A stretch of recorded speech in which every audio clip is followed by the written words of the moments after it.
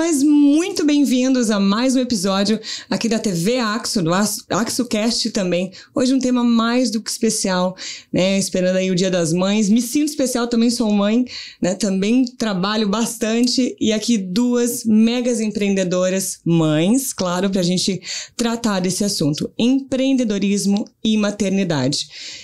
É difícil, né, meninas? Não é impossível, mas é difícil. Mas vou apresentar primeiro. Já conhecida a nossa amiga aqui, sempre participando da TV Axo, dos nossos podcasts, Laura Brunheroto. Ela que é empreendedora, né, sócia do Grupo Fest.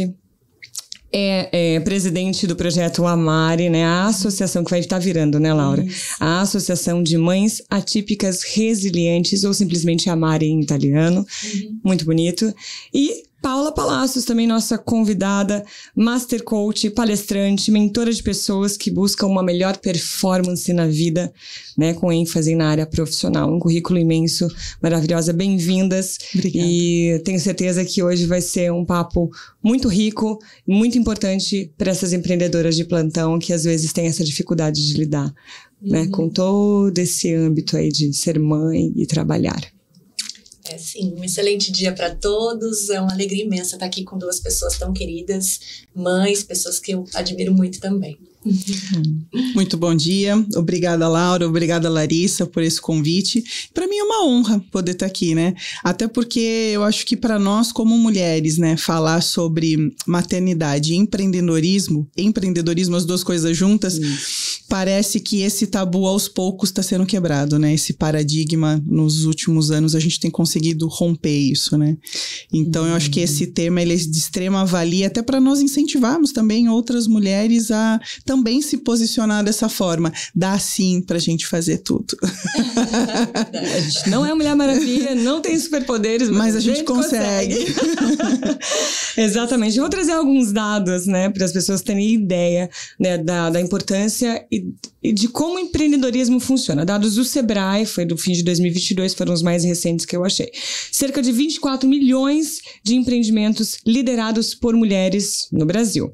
E de acordo com uma pesquisa, né, feita pela Rede Mulher Empreendedora, a RME, é uma plataforma de apoio ao empreendedorismo feminino, tá, gente? No Brasil, 68% das donas dos negócios no país começaram a empreender depois dos filhos, né? E os motivos principais, segundo o Sebrae, é que as empresas não estão preparadas para acolhê-las.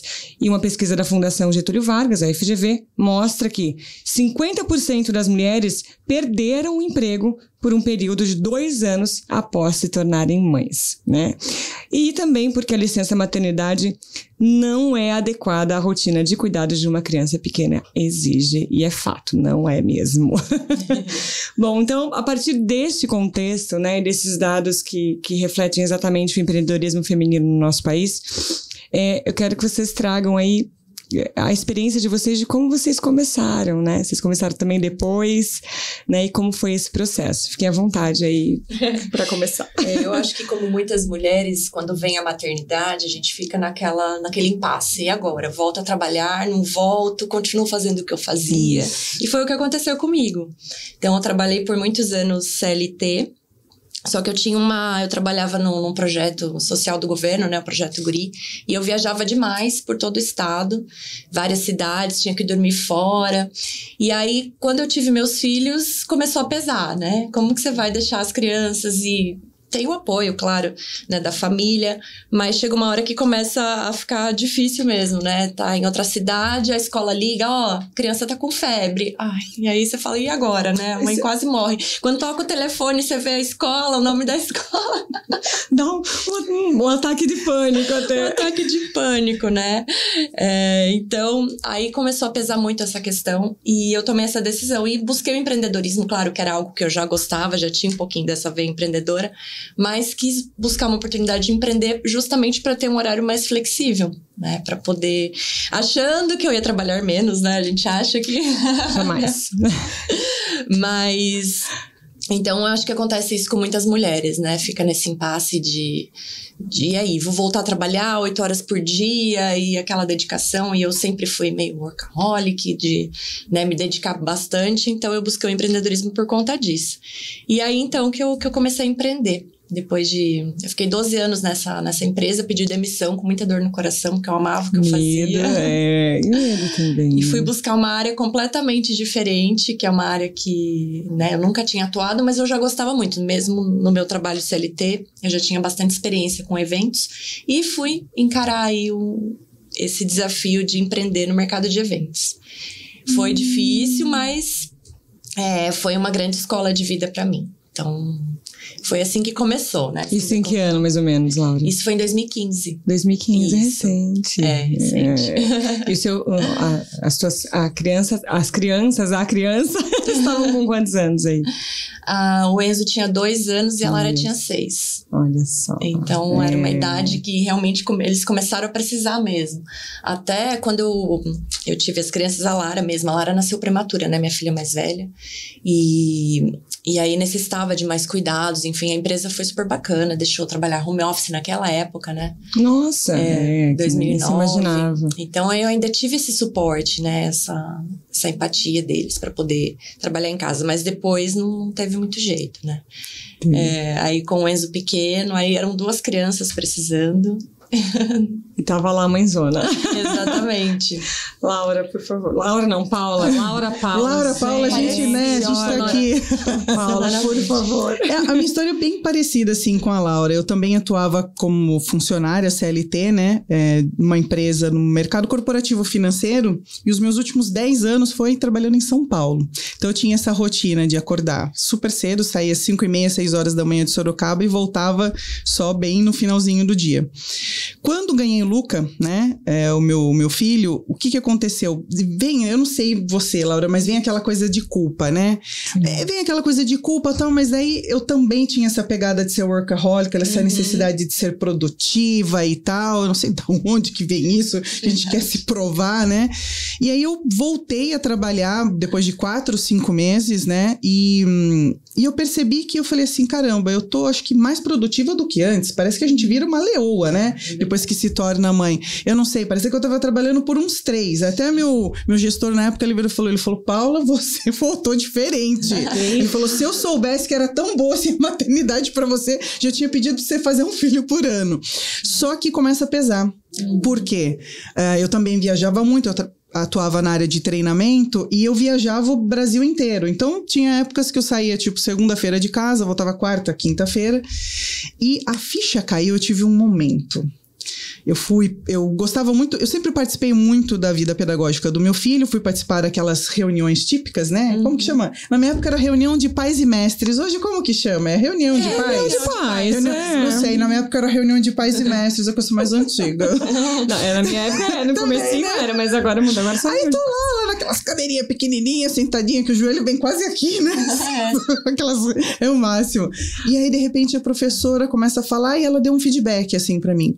Olha, mãe do Luca, eu queria falar um negócio pra você. Eu falei, ai, meu Deus do céu, o que meu filho fez, tal? E o Luca tinha o quê? Uns 3 anos e meio, 4 anos na época. Ele trouxe uma cartinha na mochila dele e ele queria me obrigar a ler essa carta. Nossa Senhora. Durante a aula, e eu expliquei pra ele que isso não é possível e tal. E ela falando, falei, gente, que carta é essa que meu filho colocou na... E ela meio assim, olhando pra mim do tipo, como que você não sabe o que tem dentro da mochila do seu filho? Elas julgam mesmo. Aí eu, assim, só pra eu me lembrar, posso ver a cartinha? O que ela me deu a carta era uma oração que minha mãe tinha escrito, deixou nas coisas dela, e ele pensou assim, acho que não tá legal as coisas aqui na escola, tava lendo essa oração, professora faz oração, na sala de aula as crianças vão ficar tudo belezinha. E aí ela falou, Paula, a gente tem que respeitar as crenças, as religiões. Aí eu falei assim, eu desconheço essa carta. Dela, como você desconhece essa carta? Essa carta estava dentro da mochila do seu filho, dentro da pasta e não sei o quê. E ela foi me expondo na frente das outras mães. Aí eu falei assim, então... Aí eu, pra brincar, pra descontrair, eu falei assim, que na verdade é compartilhada a criação do meu filho. Ela falou, você é separada? Eu falei, não, eu e minha mãe criamos o meu filho juntas. Daí ela olhou assim com uma cara, tipo, não gostando muito dela, falou, ok, mas isso não será aceito mais. Eu saí dessa reunião arrasada. Porque eu falei assim, gente, eu não sei o que tem dentro da mochila do Luca, porque não sou eu que levo ele pra escola. Sim. Não era eu que levava ele pra escola, não era eu que buscava ele da escola.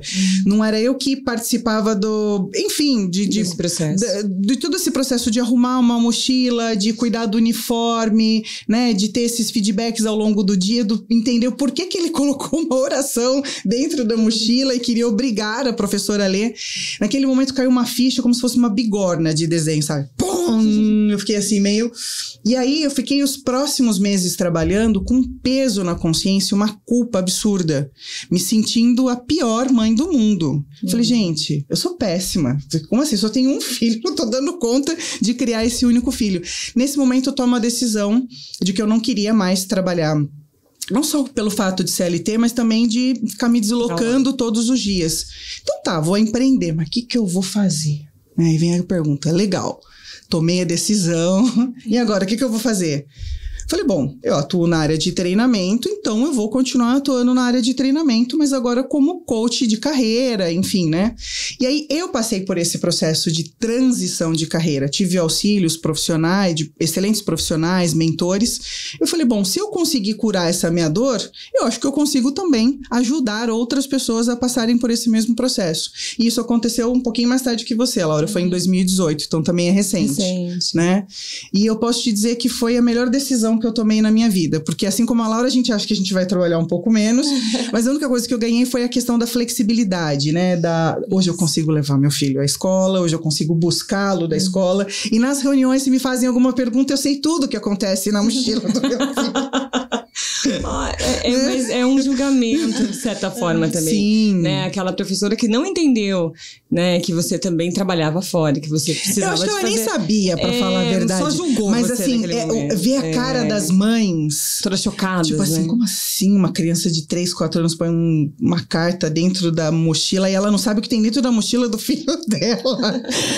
Aquele julgamento, aquela repressão, aqueles olhares pra mim, assim, parecia uma coisa meio de novela. Tinha até uma música de fundo. Sim, você criou todo tinha todo um contexto. Escureceu a imagem, assim. Aí eu levantei da cadeirinha, assim, peguei a carta, falei, pode deixar, eu vou dar feedback pro meu filho. A gente vai ter uma reunião, a gente vai alinhar, pode deixar. Que horror!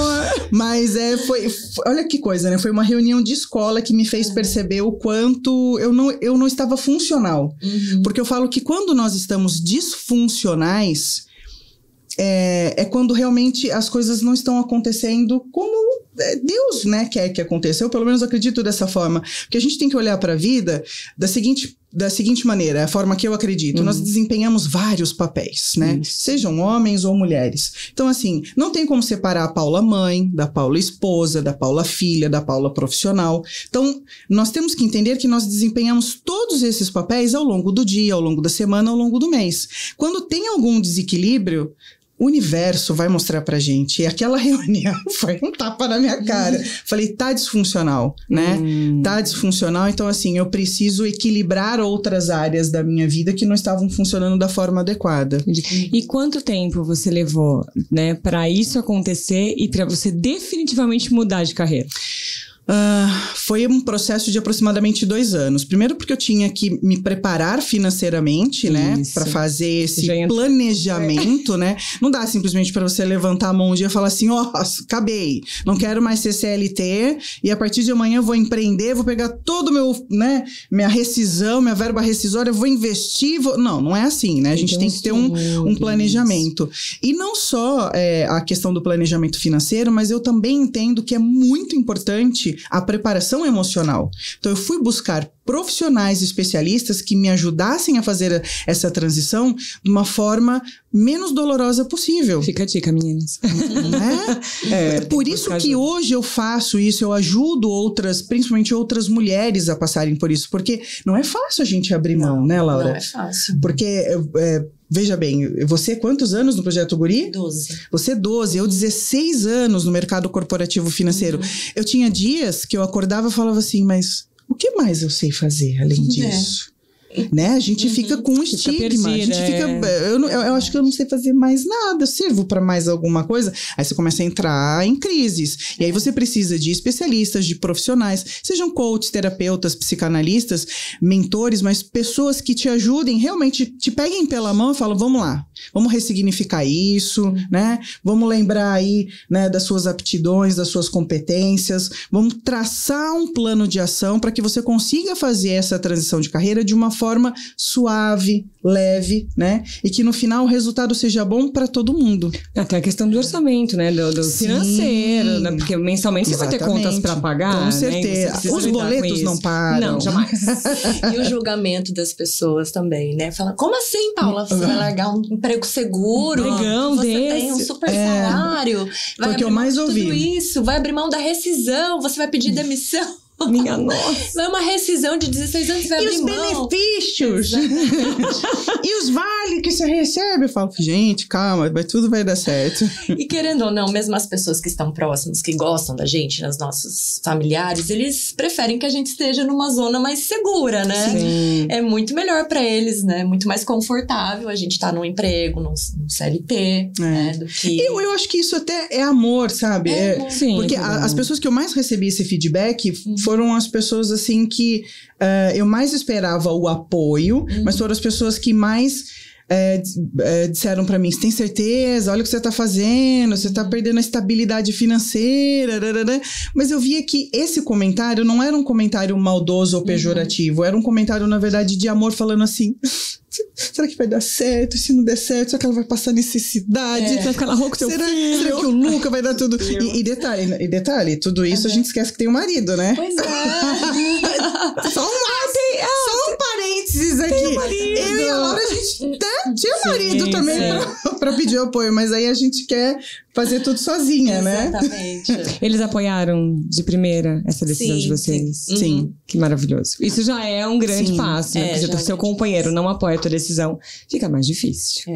Exatamente. O meu marido sempre foi empreendedor, ele nunca trabalhou como funcionário, então a mentalidade dele é completamente diferente. Então quando eu tomei a decisão, ele falou, bora agora? Eu falei, calma, não é assim. Então pra ele foi o difícil inverso, ele entender que durante tanto tempo eu persisti, né, nessa vida de CLT, enfim, de trabalhar em São Paulo e morar em Sorocaba. Pra ele isso não era uma coisa plausível. Então quando eu tomei a decisão, ele foi a primeira pessoa a me apoiar. E tem a questão da liberdade, né? Que acho que é o maior ganho que a gente tem no empreendedorismo, né? Então, quando a pessoa já é empreendedora, ela sabe o quanto isso é importante. E quando o casal é empreendedor, é muito mais fácil, Sim, né? muito mais. Porque eu fico pensando num sentido inverso, por exemplo, uma mãe solo, né? Que tá lá no emprego fixo e aí ela fala, não, eu preciso de mais tempo pro meu filho, vou empreender. Como é que ela faz sem uma rede de apoio, gente? Sim. Como é que ela faz essa transição, né, ali tendo que ter o financeiro ali, porque não vai poder faltar, é ela que mantém. Exato. E começar a empreender. Dá para manter, por exemplo, né, se vocês conseguirem trazer essa luz aí, dá para manter um pouco esse emprego fixo por um tempo e empreendendo ao mesmo tempo e ser mãe ao mesmo tempo? Não é tão simples assim, né? Muitas pessoas acabam fazendo isso, ficam com receio de largar o emprego, o CLT, e começam a fazer as duas coisas paralelamente. Mas quando não tem foco, não vai crescer, né? Então você às vezes não vai conseguir nunca parar, né? Encerrar essa questão do trabalho CLT, porque você não tá focando onde precisa de mais energia naquele momento, né? Até dá, mas é difícil, não é fácil não. Eu concordo com a Laura. Eu também sou muito dessa questão do hiperfoco, né? Eu penso que quando você divide muito, né, o seu foco, você acaba não tendo o mesmo rendimento. Porque para alguma coisa dar certo, tem que ter o acompanhamento, Exatamente. né? Eu costumo dizer que aquilo que não se mede, não cresce. Sim. Então, assim, você tá lá, trabalhando CLT, das 8 às 5, e aí você fala, vou começar a trabalhar como confeiteira, né, sei lá, depois do horário e aos finais de semana. E o tempo com o seu filho? Sim. Então, é isso. Né? Então, assim, isso. eu acho que tudo tem que ser planejado e conversado em família. O Luca, quando eu saí, ele tinha 5 anos de idade. E aí, logo na semana que eu saí, acho que foi, o meu último dia de trabalho foi uma sexta-feira, daí eu peguei meu pai e minha mãe, que eles tinham mais disponibilidade, e o Luca, e nós fomos pra praia, ficar um final de semana na praia. Que assim, eu não podia fazer isso, porque só podia tirar férias uma vez por ano, então as minhas férias eram sempre planejadinhas, né? Aí eu falei, vamos pra praia. Botei todo mundo no carro, vamos pra praia. Aí eu falei pro meu marido, você encontra a gente lá, porque ele tinha outros compromissos. A gente chegou lá, eu falei, mãe, deixa eu dormir com o Luca. Daí ela falou, tá bom. Aí peguei lá um quarto super legal e tal.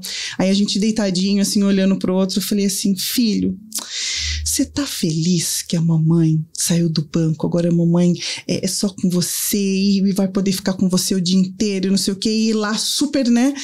Empolgada. Ele tinha 5 anos de idade. Ele deitadinho assim, ele olhou pra mim, pegou no meu rosto. Você tá feliz? Ai, meu Deus! Que ser humano incrível. Aí eu olhei pra ele assim, eu comecei a chorar, né? Tudo. Ele, por que você tá chorando? Eu falei, porque eu tô feliz. Ele, mamãe, você tava feliz no banco? Eu falei assim, já não tava mais. E agora você tá feliz? Eu falei, tô. Então, se você tá feliz, eu tô feliz. Ai, cara, isso foi o maior... Acho que foi, assim, o maior, sei lá, insight, assim, que eu tive na minha vida. Muitas vezes, a gente se cobra muito, né, Laura? Eu não sei se você também pensa isso, Larissa. A gente se cobra muito, a gente quer ser uma super mãe, uma super empreendedora, uma super mulher. Só que essa cobrança é nossa. Muitas vezes não parte dos nossos maridos, nossos companheiros, dos nossos filhos. Eles querem ver a gente feliz. Então, decidiu fazer a transição, independente se você é mãe solo ou se você tem uma estrutura familiar, é sentar com a tua família e dizer o seguinte, olha, eu não tô feliz, eu não tô realizada profissionalmente e eu pretendo fazer uma transição até porque eu tenha mais liberdade, mais tempo para ficar com a família. O que nós podemos fazer, o que cada um pode abrir a mão um pouquinho para que a gente possa juntos passar por esse processo? Porque quando você envolve a família, eu acredito que as coisas ficam mais leves. Sim. Né? Porque você vê, uma criança de 5 anos olhou para mim e disse, ele quase disse assim, viu, não fui eu que pedi para você sair do banco. Você saiu porque você quis. Você está feliz com essa sua decisão? Ok. Porque se você não estiver feliz, volta para lá. Isso. É mais ou menos isso. Né? Porque foi demais. Ele, em vez de me responder, ele me fez outra pergunta. Você está feliz? Então, naquele momento, eu virei e falei assim, caramba, né? Eu não preciso me cobrar tanto. Talvez o que eles precisam é algo tão simples como, por exemplo, esse final de semana que eu tava podendo proporcionar para ele, né? Então, isso se for combinado, a gente pode conseguir conciliar tudo de uma forma suave, leve, né? Eu acho que essa leveza que eu tenho buscado ultimamente, eu não sei se vocês concordam com isso, mas eu acho que, né, quando as coisas ficam leves, eu acho que as coisas fluem melhor. Equilíbrio, né? Independente de onde for, se for empreendendo, se for trabalhando CLT, que tenha essa leveza e que tenha tempo para aquilo que realmente importa, né? Porque a gente sabe que, né, são tempos que não voltam mais, né? O Luca não vai mais ter 5 anos. Não fale, os meus tão grandes. Passa muito rápido. Laura, deixa eu te perguntar, você hoje atua na área financeira, né? E aí você saiu, você estava na área de eventos e aí você transitou de novo. Pois é. Não é? Houve um processo. Quando você achou que essa área de eventos não estava mais te suprindo, né? Te dando equilíbrio, como a Paula falou, e aí você foi para essa outra área. Foram 2 períodos de transição na minha vida, né? Muito drásticos, assim. Primeiro, né, que eu trabalhava com educação musical, trabalhava com música, e aí fui para o mercado de eventos, né? Então, aí foi a primeira grande virada na minha vida. E só que, né, graças a Deus eu me apaixonei pelo mercado de eventos, estava bastante feliz. E só que essa segunda transição não foi assim tão natural, porque foi meio que imposta, né, por algo que fugia do controle de qualquer um, que foi a pandemia, né? Então eu permaneci com o espaço até, né, 2020, tive que fechar as portas mesmo dos eventos, né? Achava que era algo que ia demorar 2 meses e já ia voltar, mas no fim... Todo mundo foi surpreendido. E eu tava na expectativa, tanto que eu peguei um outro espaço para eventos, olha só, em 2020, na pandemia, super otimista, achando que aquilo ia ser passageiro e que os eventos iam voltar com tudo. Peguei em 2020 outro espaço, louca, né? Bom, enfim, tinha outra empresa de eventos, eu tinha 3 empresas de eventos na época. Mas aí, quando virou o ano para 2021, que tudo fechou novamente, lembra? Sim. Virou fase vermelha novamente. Subiu de novo os casos e fechou. E nada melhorou. Falei, então não dá mais. Então essa decisão foi bem difícil, de ter que não dá mais, né? Fui até onde eu podia, mas não dava mais para sustentar. E ali foi, acho que, o momento de maior dificuldade mesmo. Né? Falar o que eu ia fazer da minha vida. De verdade, eu fechei teve um tempo que eu fiquei resolvendo questões burocráticas, tive que remanejar todos os contratos que eu tinha de clientes, né? Eram casamentos que precisavam ser remanejados, então deu bastante trabalho isso. Mas depois que tudo já estava mais calmo, aí que eu parei e falei, nossa, e agora, né? Pra onde eu vou fazer, né? E sempre eu comecei a dar aula com 12 anos de idade. Então, eu sempre tive, né, o meu dinheiro, nunca dependi, assim, né, diretamente. Sempre tive meu dinheiro para fazer minhas coisas. E aí, realmente, foi bem difícil. Aí, fiquei meio não queria voltar para CLT, isso eu já sabia. Depois que a gente empreende, com todos os desafios, né, por mais que seja bastante difícil, não tem como. Eu não queria perder aquela liberdade, voltar para CLT. Então, pensei em várias coisas. Pensei em voltar para a área da música, pensei em abrir uma escola de música. Aí, voltei a dar aula de música. Mas tinha um aluno aqui, outro ali. E aí aquela coisa, né? Não é tão simples assim, né? Então o financeiro ainda tava devagar. Nossa, eu sou um pouco ansiosa. E então foi complicado. E pensei em 1000 negócios para abrir, várias coisas, pensei em fazer várias coisas. Mas daí, né, o Igor também na pandemia ele tinha enxugado pra caramba a equipe dele, que foi complicado também. E ele buscando alguém para ajudá-lo, né, no comercial. A solução ali do seu lado, né? Ele buscando, não achava a pessoa. Daí um dia ele olhou para mim e falou, viu, mas você gosta tanto de gente, você sabe vender, você trabalhou, né, teve tanto sucesso no mercado de eventos, vamos trabalhar comigo. Eu falei, nossa, será? Nunca me imaginei trabalhando numa consultoria financeira. Não gosto de planilha, não gosto de números. Eu entendo você. Aí ele falou, não, mas você não vai ser consultora financeira, né? Você vai trabalhar com o que você gosta, que é gente. Aí eu topei o desafio e fiquei bastante feliz. Então, não é fácil trabalhar com o marido, né, Paula? A gente vai falar sobre isso também? Vai ter outro podcast? Mas tem a parte boa também, né? Então foi muito bom. Aí foi no final de 2021 que comecei a olhar diferente. Falei, então tá, vamos tentar. E daí deu certo. E aí engajou e deu bom. Engajei. E deu bom. E a gente acaba se completando, né? Porque ele é uma pessoa completamente, a Paula conhece bem ele, é muito racional, muito razão. E eu sou completamente ao contrário. Coração 100%, né? Muito, muito emotiva. Então, é o equilíbrio mesmo, né? Porque numa empresa precisa, né? Não vive só de razão, de racional. Então, eu fui lá pra cuidar do que, de repente, ele não era tão bom, que são as pessoas, né? Tudo maravilhoso. Se completa, né? Eu queria trazer outro ponto também que eu acho que é importante para quem quer empreender, quer transitar, a questão financeira, né? E se a gente, por exemplo, você tem uma renda lá guardada para você investir naquilo que você quer, né? A questão financeira e também a questão da escolha, do que você vai fazer, né? Apesar da Paula já ter falado que você tem que procurar uma consultoria, que de repente um coach, alguém vai te ajudar aí a você entender o que você sabe fazer de melhor, mas nem todo mundo vai ter, né, a disponibilidade financeira para também fazer isso, né? Para poder ter atrás dessa consultoria, atrás desse especialista, de repente vai procurar na internet, não vai ser tão bom assim. Enfim, me ajudem, né, a trazer essa luz também para essas pessoas de como a gente procura essa questão financeira se você não tem essa reserva, né? E como que você escolhe esse caminho. Vai dar uns 3 podcasts hoje, gente. Você pode falar, Paulo. Eu acho que assim, vamos separar aqui em 2 situações. Primeiro, a importância do autoconhecimento. Okay.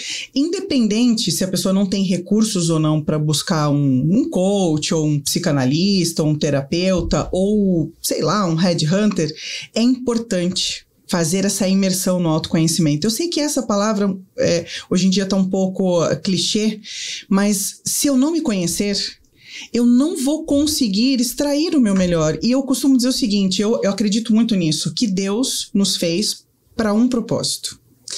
E se eu não tô cumprindo esse propósito aqui na Terra, tudo fica disfuncional, não tá alinhado. Eu não tô cumprindo aquele motivo pelo qual eu vim aqui. Eu não tô desempenhando o meu papel. Então, assim, sou uma excelente artista musical, mas não tô atuando na área. Cara, o que você tá fazendo? Hoje em dia eu fico preenchendo planilha, que não é o caso, né? Só trazendo o exemplo da Laura.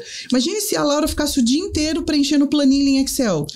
Em meses ela estaria doente, né? Desenvolveria algumas síndromes, começaria a adoecer, não seria mais uma boa mãe, uma boa esposa e tudo dela iria ficar disfuncional. Então, a importância do autoconhecimento. Então, assim, não tenho dinheiro para fazer coach, não tenho dinheiro para um headhunter, não tenho dinheiro para uma mentoria.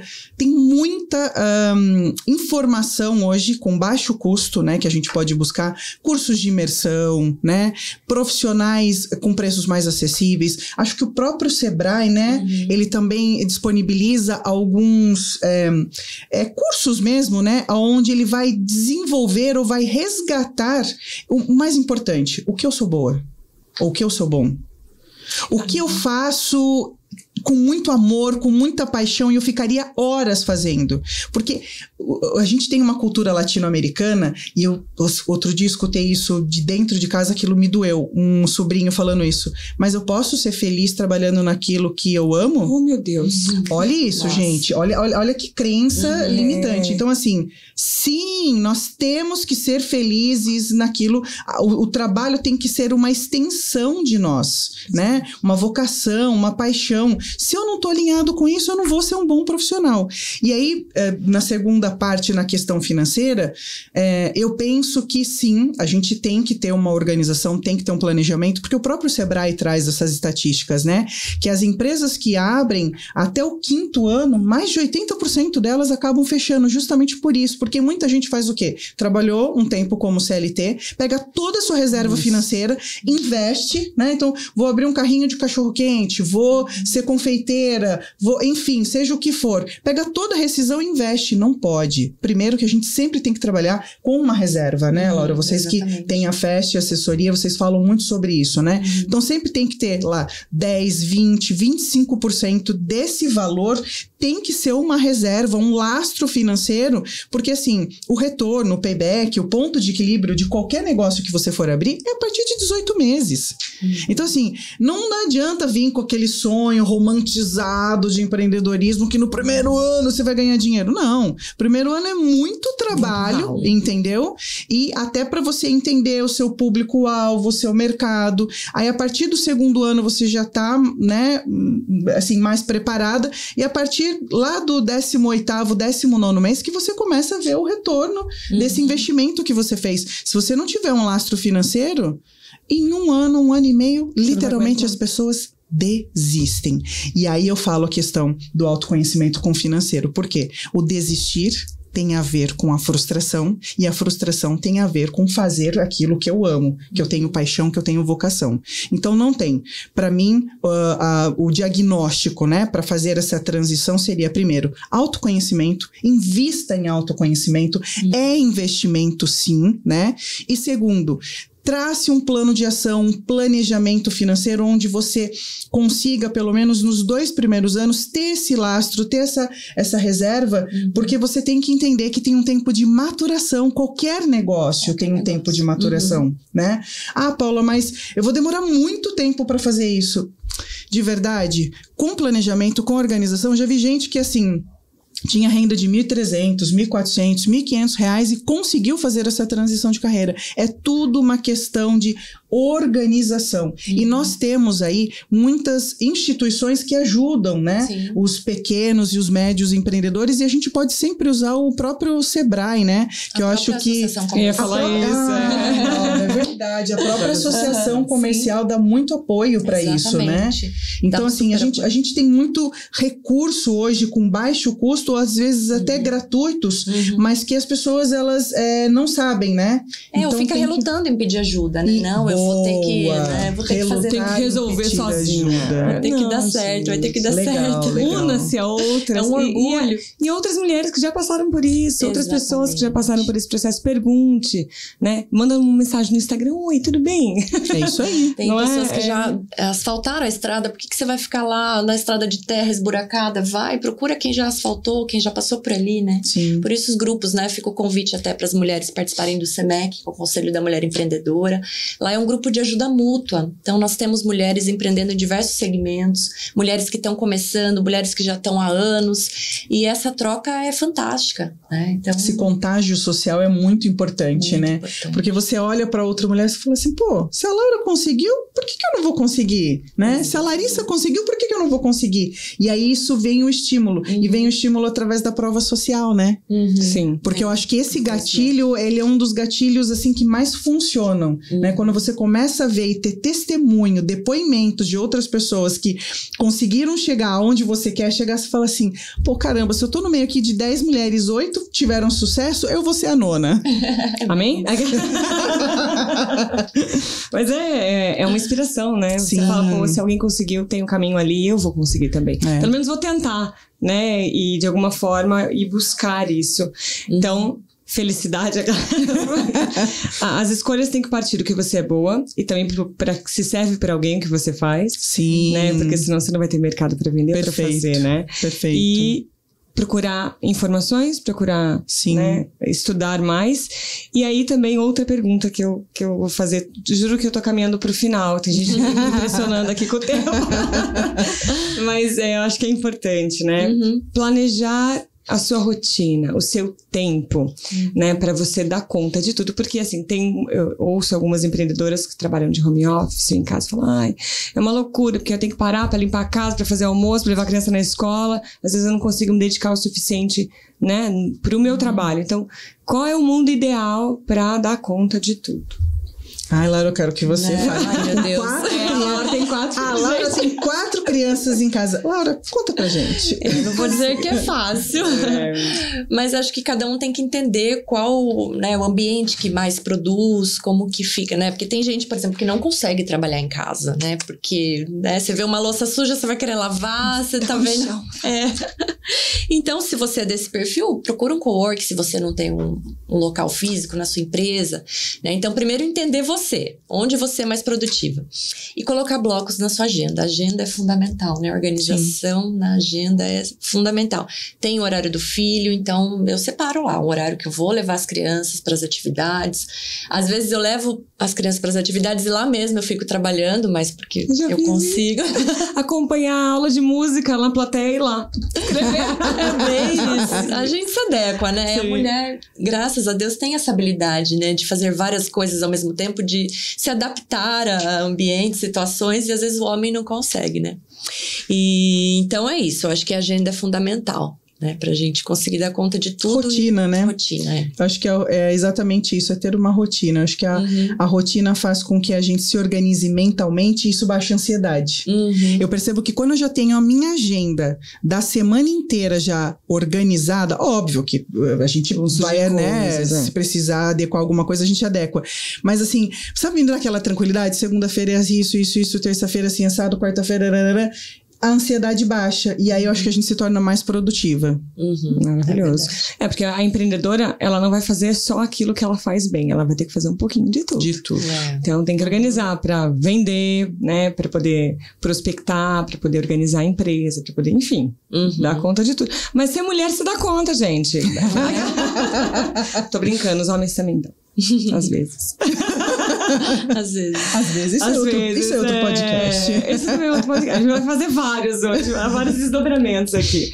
Meninas, tô caminhando pro final já, infelizmente, que eu tô adorando esse papo. Anotei várias coisas aqui, porque eu acho que aprendizado é contínuo, né? Então a gente sempre pode acrescentar e melhorar a nossa vida e melhorar a vida da nossa família, porque quando a gente também não tá bem, né? Desequilibra a casa inteira. Não sei se vocês percebem, mas pelo menos em casa é assim. Se eu tô estressada, cansada, alguma coisa, a casa inteira desequilibra, as crianças ficam esquisitas, estressadas. Então a gente realmente tem que buscar esse centro. Nossa responsabilidade é muito maior, né? Incrível isso. Quero agradecer muito o tempo de vocês, né? E toda essa experiência que vocês nos passaram. Abrir um pouco a individualidade de cada uma de vocês, né? Para ajudar outras empreendedoras aí a brilhar. Obrigada. Nós que agradecemos, né, Paula? Sim, com certeza. Foi uma honra. Muito bom. Laura, o SEMEC, você falou para as mulheres irem, participarem. Como faz para poder estar aí no meio dessa mulherada maravilhosa?